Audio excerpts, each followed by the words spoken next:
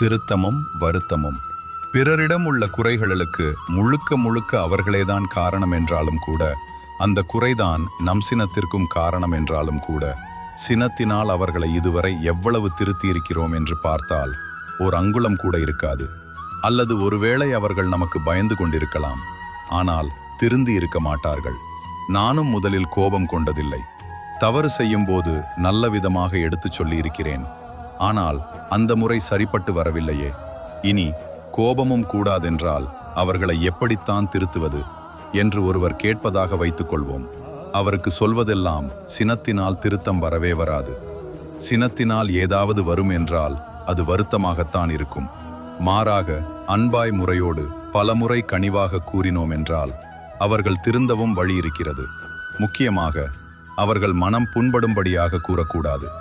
தவறு செய்யப்பட்ட கையோடு புத்தி சொல்லக்கூடாது. குத்தி காட்டுவது போல் அறிவுரை இருக்கக்கூடாது.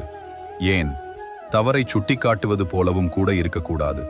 அப்படி செய்ததை இப்படி செய்திருந்தால் இன்னும் நன்றாக இருந்திருக்கும். இனிமேல் இந்த காரியத்தை இந்த விதமாகவே செய்து நன்மை அனுபவிப்போம் என்ற விதமாகத்தான் அறிவுரை இருக்க வேண்டும். கூடவே உங்கள் தவங்களில் அவர்கள் திருத்தத்திற்கான வாழ்த்தையும் சங்கற்பத்தையும் சேர்த்து கொள்ளுங்கள்.